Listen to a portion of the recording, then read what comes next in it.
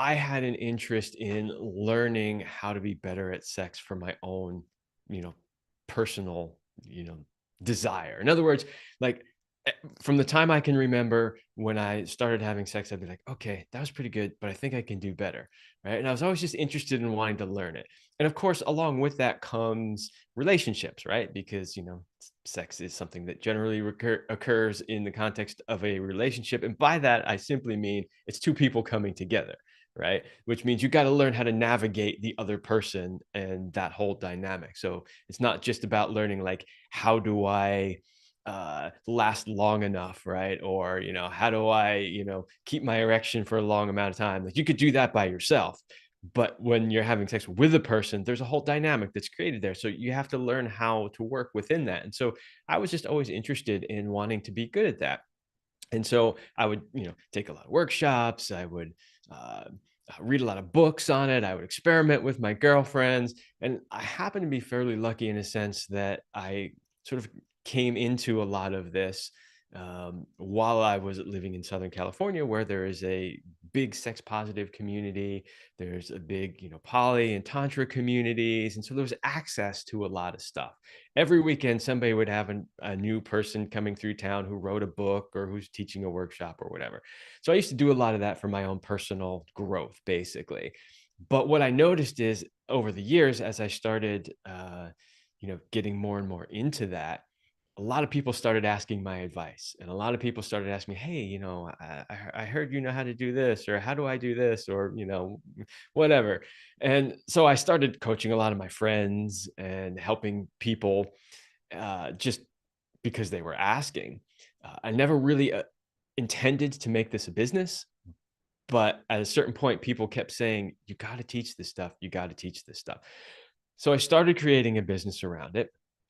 I was in the relatively early stages of it. Then I met my girlfriend, who later became my wife, and she was already working in the industry, teaching people around sex and relationships. And so when we got together, there was massive synergy there, and it just went from there and turned into a podcast and a YouTube channel and coaching programs and all that kind of stuff. So I didn't set out really to be like, I want to be a sex coach. I just said, I just want to be good at this because this is such an important part of life, and then it turned into what it has become.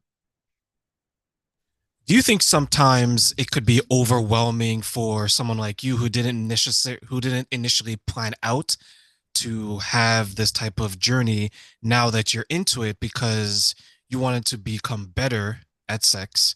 So you had your reasons, and now you have people coming up to you. Now you're coaching people. Now you even have your friends, because I know that could be a difficult conversation for me. So, how was some of your emotional responses to this newfound attention and success when it came to this type of work?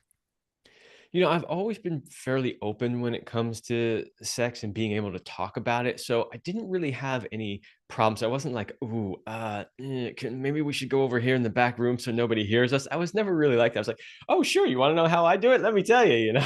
So that wasn't really an issue for me, but I could absolutely see how it could be an issue for other people. Sex is a difficult topic to talk about for most people. And one of the pieces of feedback that I've always gotten throughout my career in doing this, which is, I think it's getting close to 15 years at this point, is people always say, you make it easy to talk about. When I hear you talk about sex with such ease and make it sound like it's just such a regular part of life, that gives me permission to start to do the same. Right. And so I've kind of always been like that. And I didn't really have an overwhelm or like, oh God, what if I actually put myself out there? Now, I will say that when it came to doing things like YouTube and podcasting, I did have to take a couple of deep breaths before I started talking about my sex life in public. But I got used to it fairly easy. And the really public portion of it, the podcast and the YouTube, my wife and I started together and did together. And so we had support from each other in getting into that. It wasn't just like me and like, what are people going to think? It was like, it's us, right? I know one of my friends, when he would talk about sex, he would like kind of make a joke about it, right? So he'll come up to, let's say there's like four of us, five of us, right? We're all for lunch. Because for some reasons we never have these conversations at night. It's always during the day, the sun is at its highest point, nice and bright, so no one can hide in the shadows. and then he'll come along, he'll say something. So, who got drained this weekend? Right? So initially, some of us are like, drained. What is he like? We thought maybe the gym, like a cardio, and then we're like, oh, okay, he's talking about the lower part of our body, right? But this is over food. So now sometimes people are like relaxed when they're eating, right?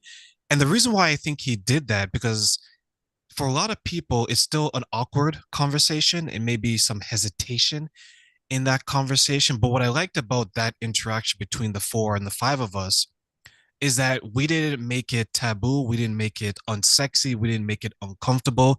It was simply, hey, who did this? How was it? No different than, hey, how's your favorite movie going? How's your favorite sports team? What do you think then is preventing some people? What are some of the obstacles, sorry, that are preventing some people from having more healthy, open, and transparent conversations when it comes to sex? Ooh, that's a really good question. And the timing of that is amazing because I literally just recorded this week an episode of my podcast around why is sex considered so taboo. It hasn't been released yet, but people get a sort of a preview of what I'm going to talk about in that episode right here on your show. Because, you know, in this industry, I have been shadow banned and demonetized and, everything you can think of because of the nature of the topic. And so that got me really thinking recently, like, why? Why is sex so hard to talk about? Why do we consider it so taboo? And so I started digging into some of the research on that. And believe it or not, there actually is research on that topic. And I found it rather interesting. There's a couple of things that psychology talks about. The first one is that uh, sex is a very physical, primal act. Uh, in a way, it's sort of animalistic, right? I mean, it doesn't necessarily have to be because we're more evolved than animals are, so we can treat it differently. But it is a very sort of core base, animalistic act. And because of that, the psychologists say that it reminds us so much of our animal nature, uh, and it potentially threatens our view that we are a spiritual being. And so therefore we don't want to look at it. Like, no, no, no, no, no. No, no, we don't want to look at that. That's our animal nature. We want to pretend that doesn't exist because we're so much better than that. We're so much more evolved than that, right?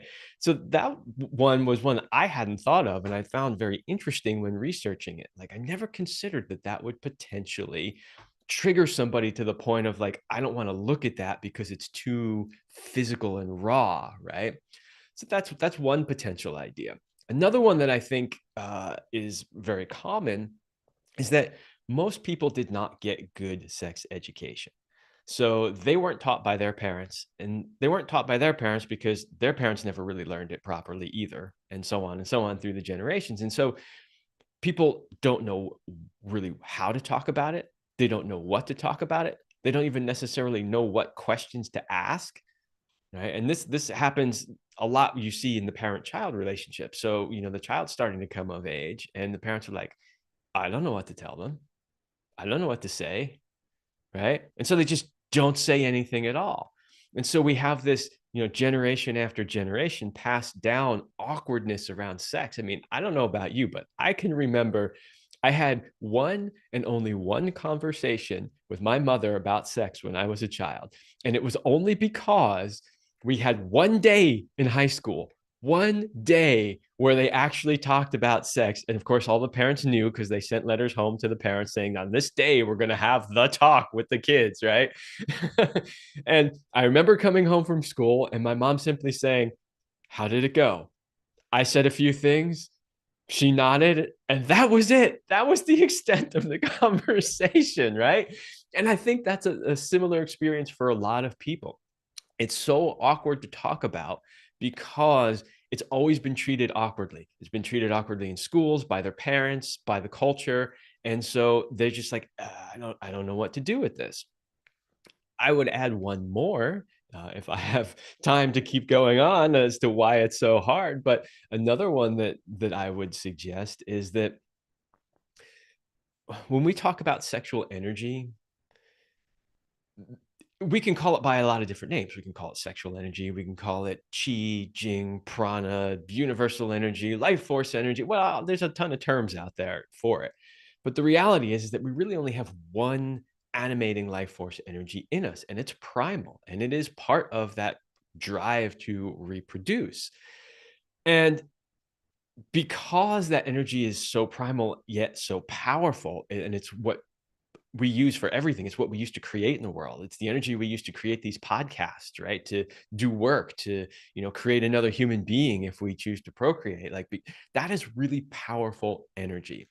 And because it's really powerful, there are absolutely institutions that exist in this world that have a vested interest in controlling that power. Right. And so how do they control it? Well, they tell you, one, it's not powerful. They tell you it's shameful. They tell you don't talk about it. They tell you don't do it. Right. And when you shut down your sexual energy, you're shutting down your creative energy, your productive energy, right? You're shutting it all down.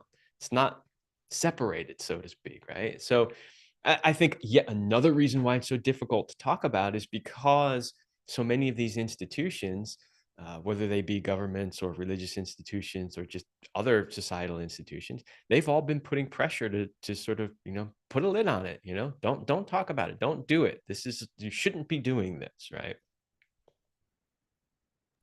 That's a good point because sometimes we forget how much outside factors impacts what we discuss. Like from a culture perspective, I can see some people being hesitant to talk about it because as they grew up, to your point, no one talked about that, right? You saw people with kids, so you assumed, okay, you know what, you have one child, so you did it at least once. And Right? only once. And only once, right? Like no one ever had the journey where it took them a couple of times to make a child. It's like, okay, you've had one child, you've had sex once, you've had two, you've had sex twice. And then growing up, I thought that's how it was because it wasn't around me. It wasn't a conversation similar to you. It was probably maybe once a year. But I do remember, and you and I look like we're about the same age. I do remember that if you were to engage, not even in the act, but if you were to engage in the conversation around sex, there's a lot of shame that was attributed to that. Like, don't talk about this, keep this in your bedroom, don't let anyone know about it. Do you still think there's still an element of shame when it comes to these types of conversations? Absolutely. Absolutely, there is. There's a huge component to shame. Uh, that shame comes from different levels. Part of that, control structure I was talking about, they use shame deliberately to suppress that. But we also have our own shame because either we're ashamed that we don't know much about it or we're not very good at it, right? People have a lot of shame around their bodies, right? So they don't want to talk about parts of their body. I'm amazed. I've been doing a lot of coaching work with women these days as well. And it has always amazed me how many women have never even looked at their own vulvas. Like they just never even looked at it. And, from a man's point of view, I'm like, man, we know every inch of our genitals, right? Inside out, backwards, forwards. We've seen it in every possible position you can think of. Now, granted, women's genitals are more internal, so it's harder to see than it is for us. But uh, I was always kind of amazed that was the case. And so I asked a lot of women, why is that? Why do you think that is? Like, especially if a woman told me, well, I've never really looked at it. I'm like, why? Right. And the answers I got were really amazing. They were things like, well, because I was told not to, basically, from the time that they're little girls, they're told, no, no, no, don't touch that. Don't look at it. Pretend it doesn't exist. It's just so you